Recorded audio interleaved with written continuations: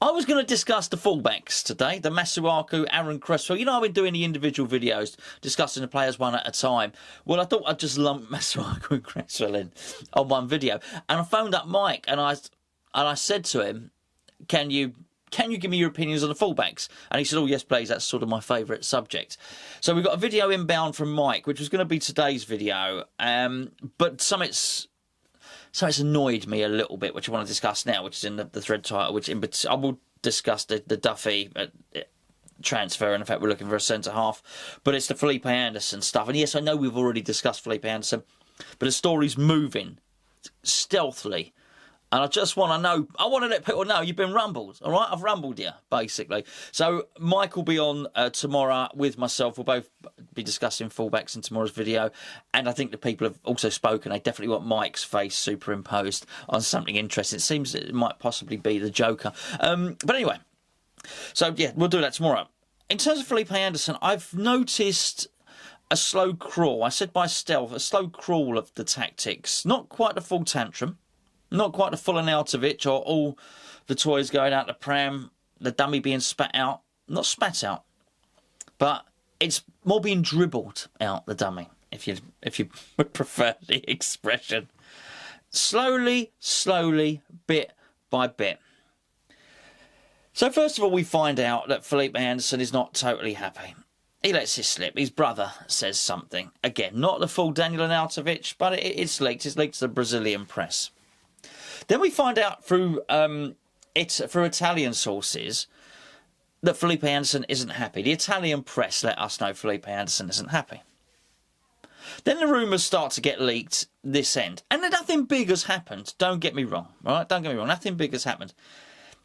But Lazio have now let it be known, along with Napoli, that they would quite like him. But we're not willing to pay your asking price. Now, there are some reputable sources. It's like in this country, you might have your reputable sources who are known for bringing good information. Well, Italy's no different. And one of the top ones is starting to leak this information. So that you start to think, okay, he's being fed the information from somewhere. He's being fed the information from Italy. Then the Sun bring out a story. Yes, I know it's only the Sun, but it all starts to add up, right? And then today, on the OneFootball app, funny enough, you know where I'm going with this, which is conveniently downloadable in the link below, because I've got it tailored to my West Ham stuff. It pops up on the OneFootball app. Felipe Anderson wants to leave West Ham.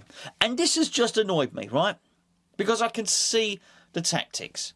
Well, first of all, Felipe, let me tell you, not these words. I was about to address him as if he's speaking. Oh, well, Felipe, you can't. It's not as simple as that. We'd quite like you to, but it's just not that easy. And I just see a situation where we're going to be able to be forced to accept a derisory offer for Felipe Anderson. I mean, who do these clubs think they are? Well, we're not going to pay your price, but we want him. Basically, the player is being unsettled a little bit, and then it's being put over to him for him to say, right, now you need to put a bit of pressure on your club. So again, it gets leaked that he wants out. He's not in Moyes' plans, and all of this, and oh, boo-hoo, boo-hoo, right? I'll tell you what, he was in Moyes' plans. When Moyes first joined, Felipe Anderson was. I don't think he can have any complaints about that. I think I would go as far as to say, and I know it all seems a long time ago now because we had the lockdown and football stopped and the rest of it, but if you do cast your mind back to when David Moyes came in, I think it would be fair to say he was quite excited at the prospect of Felipe Anderson. He played him in a number 10 role for 2 games, and then Felipe Anderson got injured, but I thought 2 of Felipe Anderson's best games this season came under David Moyes. And even when he came back and got back to fitness, David Moyes tried to put him into the team.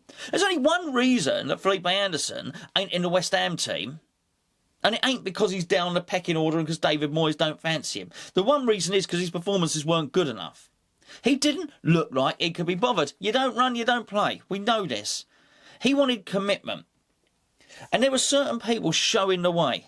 It was been so easy just to say, look at Ogbonna, look at Souček, look at Bowen, look at Antonio. That's what you got to do. You want Declan Rice. Sorry, I shouldn't forget Declan. That's what you want to do. You want to be in this team, run like they do, be committed like they do, and then from that point, your talent will take you forward, and that's it. But there's no desire. He doesn't want to stay here. Let's be fair. I did have, and I think I've been fairer than most with Felipe Anderson. I thought I was very, very fair. I felt sorry for him at the start of lockdown. He was basically stuck in a country without his family around him. If you remember, I spoke about that. I know it's hard to learn a language. Some people do it easier than others. Some people are just better at it. So I know he's not settled, and I have some sympathy for that. But I can see what's happening, and I don't know which club it is. So if I keep saying Lazio and it is Napoli or it is somebody else, then I beg your pardon. You'd have to excuse me. But I can see a situation where a contrived, manipulative occurrence is trying to be driven here, and I don't like where this is going. And I read in the article that it said Felipe Anderson has 2 years remaining on his contract. I thought, 2 years? Did we honestly only sign this guy on a 4-year contract? Because if we did, that wasn't very clever, was it? I mean, if you sign someone, you don't sign someone for that money and put them on a 4-year contract because he can force the issue. It really is as simple as that. Because you can't leave it till next year, because then he only has 1 year left, of course. You've done the maths yourself, I know, you're smarter than me. And then what do you get for him? And I'm just annoyed, because I just think it is going to get to it. And when Barry Silkman was on the other day, and he didn't really want to nail his colours to the mast in terms of how much he's had to do with West Ham transfers and Felipe Anderson. I think he went as far as say he was quite close to the original deal or the original player, right? He was. So when he turns around and says, you know, if I was a betting man, I had £10, I bet all £10 of it on Felipe Anderson not being at West Ham at the end of the transfer window. You know what? I make him right. I make him right on it. I just don't think I'm going to like the way this is going to play out. Because I think West Ham are going to have their pants pulled down. And it ain't going to be never very nice, is it? Having your pants pulled down, let's be fair. And whilst I think that the club and our owners were foolish to give him a short-term contract, whilst I think there was a lack of foresight in not buying players to a strategy and a philosophy of the club, I just hate the way football is. I hate it, and I hate what's going to happen here, which is we'll be forced to take whatever we're offered. Because, as I say, not the full amount of it, not the full payette, but a little bit of the payette, where we're saying, well, basically, I'm only going to go to Marseille, and you're going to have to accept what I give you. And I think that's what's about to happen. I just hope we learn our lesson from this one, basically. Just not very happy with it. The other thing that I wanted to talk about was the Shane Duffy thing, which apparently we're battling it out with Celtic for this player. I'm underwhelmed, to say the least. I am underwhelmed. I'm not reading too much into it, okay? Because a lot of people are putting two and two together and coming up with 5. I don't necessarily think that Duffy coming in means Diop is off.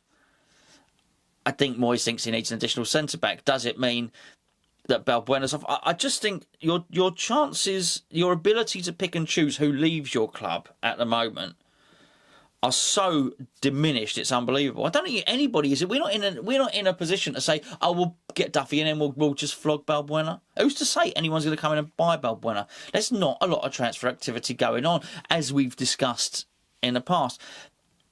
I think the thing that is worrying me is I don't see it as the first thing. I see fullbacks as the first thing. And whilst I'm not overly dramatic with it. I'm very lenient if West Ham don't make a lot of signings. I understand. I get it. I do think at least one of the fullback issues need to be dealt with. One of those positions needs to be filled. And I'm not particularly relishing a situation where we get to the end of the transfer window and none of the fullback positions have been done, but we've signed an additional centre-back. Because I think for so long, our squad has been lopsided, really top-heavy in certain positions. I'm not saying necessarily that's centre-back. I mean, at the moment, you'd say it was number 10s or creative midfielders and so on and so forth. We got a few too many of those and not enough of other players. But it has to be the urgency and the fact that we are chasing him with such vigour, such relish. Don't like relish very much, by the way. With such relish, it does concern me. But I am behind Moyes. If Moyes thinks that that's the player he wants, that's the player he needs, and he's got to go and get him, that's fine. But I don't want it to be at the expense of the fullback, certainly. And it is funny how as time goes on, because we were told in no uncertain terms that Eze was his number one target. And you just wonder where do these, where do these rumours come from? I don't know. I mean, look, we might finish up the window and Eze might well be in the door and he might well have been Moyes' #1 target. But we've discussed the options we have in attacking midfield position. We discussed the options we have wide in midfield. And I think they're significant, I think. I do. I mean, I think the fact that Lanzini can play there, I think the fact Diangana's there, Holland's coming through, Antonio can play on that side, that's significant options. It doesn't warrant bringing in Eze to play on the left. We discussed attacking midfield. You already know them all. It's Lanzini, it's Jack Wilshere, it's the fornicator himself, and Mark Noble's been playing there a bit, but it's just no real urgency for it. So I don't know where that story's come from. And then we hear that David Sullivan has very much... Oh, sorry, not David Sullivan, a top source, has very much said that basically confirmed what the other rumour was, which is he said, no, David, the manager, has instructed the club to bring in defensive reinforcements. That's the priority. Well, that'll do it for me. I don't think that's particularly spin. It's not spin. It's not the club trying to make themselves look good. They don't look good signing Duffy. It's not like signing Thiago Silva, is it? Let's be fair. It's frigging Shane Duffy, for goodness sake. So I've no reason to disbelieve that. I think that probably that is the main one. Do I think they'll try and bring in a striker? Yes. But whatever happens, happens. I'm a bit underwhelmed. We're battling it out with Celtic. Hopefully we can beat them to the signature of a Brighton player who's unwanted. And before I get, yes, I understand Celtic are a bigger club than West Ham. I understand that. But nonetheless, we should still be able to sign a player from Brighton. That's that. The Felipe Anderson thing, though. Oh, watch this. We are about to enter quite an interesting saga. How long are the transfer window left? I don't know. If it's a month, someone will correct me, someone will put me right in the comments. We are in for a very, very interesting time. And I tell you what, on this one, we are not leading the dance at all. We will go where we're told to go. We will do what we're told to do. And this is not going to be a very palatable transfer at West Ham United, that's for sure.